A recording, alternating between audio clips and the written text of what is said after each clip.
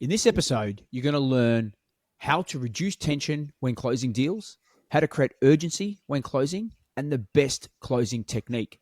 The How to Sell is a podcast helping B2B sellers generate more leads and close more deals. Okay, that's the intro. Now we'll do the welcome back. Yep. Welcome back to another episode of the How to Sell podcast. I'm your host, Luigi Prestonenzi, and as always, thanks for joining us for what will be a very actionable episode. Now, if you're a first-time listener, thank you very much for showing up. We hope you take away some actionable insights that will help you create and close more deals. And as always, if you're a long-time listener, thank you for showing up and supporting our community. And don't forget to hit subscribe on wherever you're listening or watching this podcast so that you can get new podcasts sent to you as soon as we go live. And I need to bring in the co-host of the show, Dave. Welcome to another episode. Thanks, Luigi. It's awesome, and I am pumped to be back on another episode. Well, everyone, Dave's pumped because his football team, Chelsea, actually won a game this week. We're back. We're back. We're on the rise. On the rise. Can you just remind us, because last week we had a gap, what was the score last week? I don't know. I've only got last game syndrome. You're only as good as your last game, and we won 3-2 to Brighton, so I'll take it. 3-2 to Brighton. So you know you're doing great when you're 10th and you win against a club that spends like, I don't know, just for the sales world, the example, because we used Salesforce as an example last time. So this is great. Okay. I know where you're going now. So it's like Chelsea's like Salesforce, right? So they're the Salesforce with all the spend, the big team, training field, and they played a team that's like, let's think, they're a Series A startup that just raised $1 million, and they won. It just shows you it's not always the team or the company with the biggest budget and the biggest team that can win championships. Yeah. Am I right? You're right, and that's a perfect segue actually into this week's episode, because we've got a really tactical episode. I know that the last one we had is tactical as well, and that's what we're aiming to do with this podcast, right? We're aiming to really give some tactical, actionable, bite-sized learnings that our community can take away and implement immediately. And you know, with the last, it's the last quarter for some. Well, you know, it's the end of the quarter for many, or for everyone, and a lot of trying to close deals. So we thought we'd chat about how to close deals, how to close more deals, and try to end the year in a high. It's a great topic, yeah. Like you see all these blog posts and articles talking about here are the best closing techniques that you should use, and so I'm really interested, Louis, on you know, you're a master of the game. You've been in a long, long time. I'm not making you sound old. I've got more grey hairs than you. Oh, look at it. But your beard is a bit grey. Talk us through. You know, you've closed hundreds of millions of dollars of deals. Yeah. You know, what are the go-to tactics, strategies that you refer to all the time when you're looking at this? Yeah, so look, you know, it's really interesting. When I first started my career, obviously I bought books on this stuff, listened to Brian Tracy. There was a lot of great copy or content that I found around, you know, how to close deals, and you'd see the option close, which you'd give people an option, which, you know, it's still an effective technique today. You give people a couple of options, and then I also read about, you know, closing techniques like the decoy effect, which was, you know, you really want them to choose from one of the two options, but you'll provide a third option that's not as good. You know, it's an inferior option, and they usually push that aside and make a decision on the two, right? There's the Benjamin Franklin close. We all heard of that one where you put the pen, and I mean, there's all these techniques, and you know what? Did I use some of them earlier in my career? Yes, I did.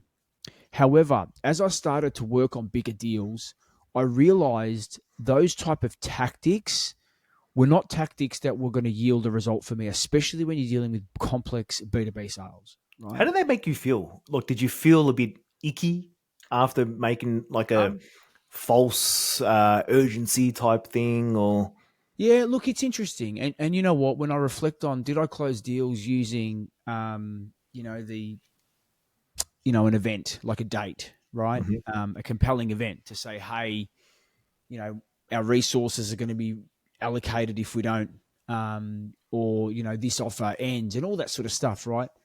I think, did I use them to close? Yes, I did. Were they effective? Yes, they were. But as I started to really understand the ethics sitting behind what a true professional does, I started to realize that, what, if my resources weren't going to be allocated to another project and we had an abundance of resources and I'm using that as a tactic, in the event, what if they found out? Like, what if they actually spoke to these resources and they said, no, I've got nothing on, right? Mm. It would just create distrust and I wouldn't be able to get any upsell. And it's just, for me, that was not the right thing to do. You know, so as I started really understanding, because I didn't understand, I was a salesperson at one stage in my career. I wasn't a professional. But then as I started to really build out my own sort of charter, what are the things that I want to be known for when dealing with my clients, I really learned that, it's important to be transparent and to be truthful in the sales process. Yeah, more than anything, right? So, now, do I use closing techniques now like option close? Yes, because options are it's a valid process. It's a great way to get somebody to make a decision. And you're making it about them. And this is the first thing I want to talk about. So how do you reduce tension when closing, right? Because that's one of the key things we want. So we want our listeners and what our audience to take away. The first way to reduce tension while closing is you've got to do a good discovery, right? Now, for everybody's like, what do you mean you got to do a good discovery? That's just, basic 101. But a lot of the time, when you actually try to close, you're trying to get them to a point of decision. But if you haven't done a decent discovery and you haven't built up the ROI, the business case, and reverse engineered the date. So this is why it's important when you're doing your initial due diligence, right, with the prospect and with the buying committee, it's important to understand the when period. Like, when does this initiative have to be put in place? And we spoke about this on our last episode. But if you don't know the when, then you can't actually engineer the pathway to get there, right? So you've got to have, there's got to be like a project plan. These are the steps we need to take to achieve these outcomes. Now, you reduce tension by ensuring that everybody's on the same page, by making sure you've got a really strong business case, right? Yep. And you've gone through that process first. So by the time you get to that point of closing the deal, what you're doing, and this is what will help create urgency, is you're using their dates, you're using their priorities as the reason for bringing this to a close. Yeah? That's a great point. And on the business case, we're going to link into this episode the business case masterclass episode we did a few weeks back, in case you need to revisit that. But can you also talk about the option closing? So I understand that, right? Like, how does that work, and apply it to like a SaaS company or a service-based business? Because, when you're going through the discovery process, and what you're doing is you're trying to get an understanding of what are the options, like what are the things that they want to achieve. And once you've got clarity of what they want to achieve, you're able to say, okay, let me put a couple of options for you based on what you've shared. Now, options could be budgetary options. So you could say, hey, based on what you've shared, there's 2 ways in which we could tackle this problem.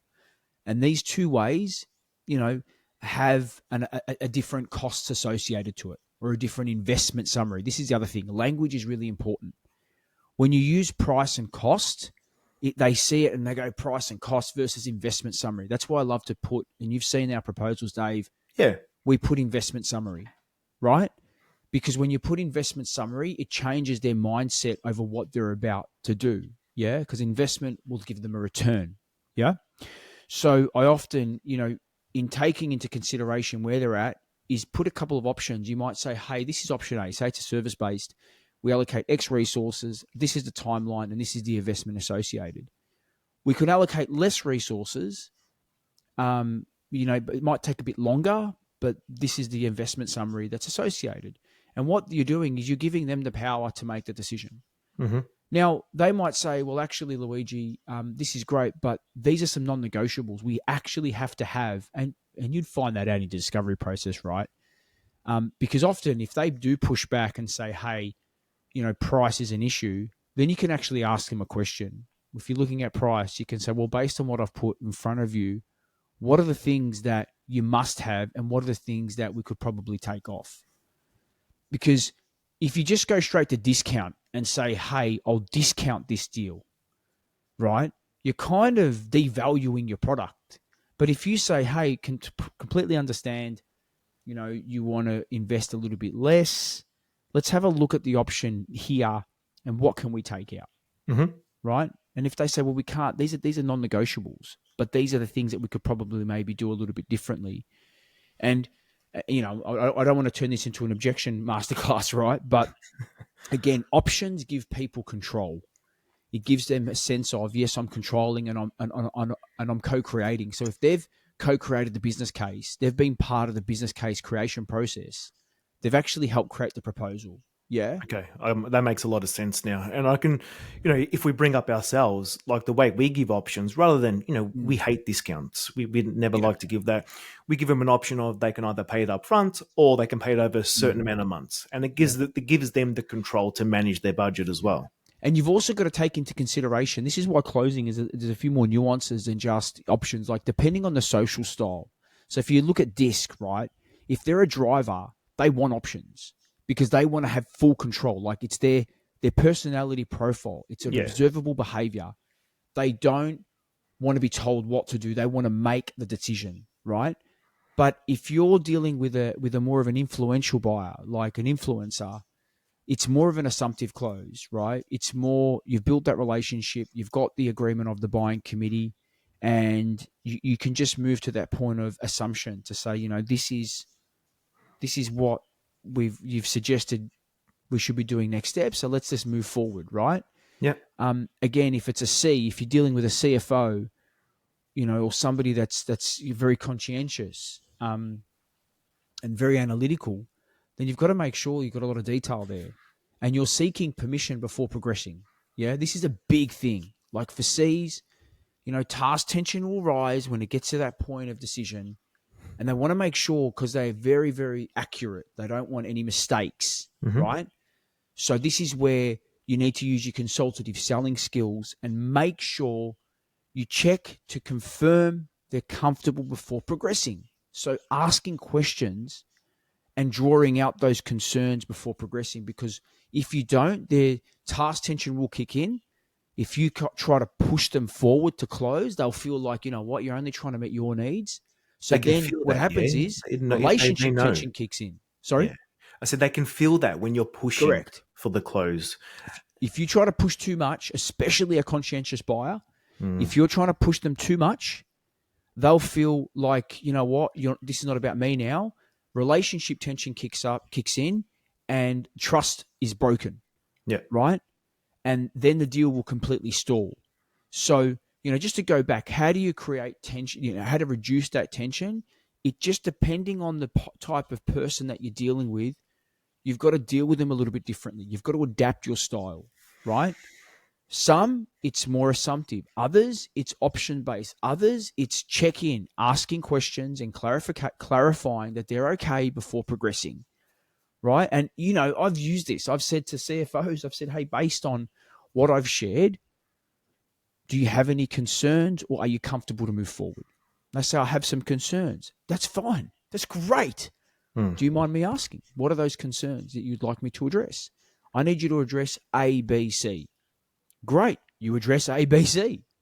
Then once This, they're addressed, you then try again. I was You going to say, say, this great. sounds like next week's episode is going to be on disc and profiling, because that's a great one. Yeah. But it's really important, Dave, because, they will have, you've got to treat them differently. You cannot, this is where Dr. Tony Alexandra's platinum rule kicks in. Treat others the way they want to be treated. Don't treat others the way you want to be treated, right? Because in selling, it's not about us. Our prospect, our clients are the hero of the equation. Yeah. And so that's why we've got to adapt our style and make sure we are giving each of the people that we're dealing with what they need. It's not about us, right? And again, that's how you reduce the tension, because depending on the social style, you'll adapt your style to give them what they need. That'll reduce that tension. To create urgency, it's all about the project implementation date. It's not about our date. We are just there, and I've said this in the last episode, we are there to facilitate an outcome. We're there to facilitate a process for them to achieve an outcome. So we need to make sure we've got clarity over implementation dates, right? Milestone dates. And by asking questions around, if this doesn't progress today, what will be the impact to this X milestone, right? Consider the impact of not meeting this milestone. So that's also an objection handling technique, right? Or, managing objections. So that you create urgency by connecting the timeline to the project, right? And the best closing technique, the absolute best closing technique that we Hit can us, Louis. use, right, is running a very good discovery. And, you might be going, oh my God, that's not a technique, but it absolutely is a technique. And I'll tell you why.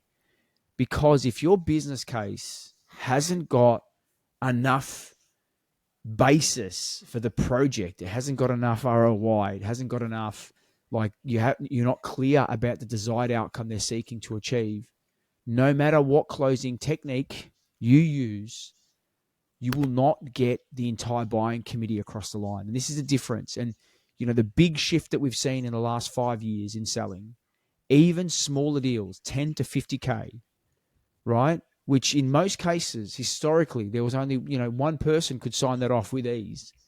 There's more than one person involved in that decision-making process. So even if you try those techniques, now, obviously, consumer sales is very different, right? A lot of these techniques still work. You go to jewelry stores, they are still using the techniques, right? The decoy effect is often used in jewelry in sales. We see it all the time, right? Consumer sales, this is the difference between consumer and B2B sales. B2B, there's a lot more people involved. So those techniques, if the business case isn't strong enough, won't get traction and won't get progression. So if you want the best technique, go back to your business case. Have a look at the detail of the business case. Is there a strong enough ROI? Have you defined the risks associated with the opportunity? Have you mapped out the account and defined who's on board, who might not be on board? Right? That is the best technique that you can use to close more deals. And if you're struggling to push the deal further, then it's because you haven't done a great Correct. discovery call, right? Yep. Because the business case will drive progression. Louis, another great episode. For those that are listening, I'd love for you, and that's right, I'm talking to you, sign up, subscribe to this podcast, wherever you're listening to, and also sign up to our newsletter. The link is in this podcast. And the reason why you want to sign up to that is that with every week when we drop this episode, we outline the nuggets that Luigi discovers here and shares with the audience. So you get that in a nice, condensed, written form every week in your inbox with a link back to the podcast that you can reference whenever you need. So until next time, we'll see you next week on How to Sell.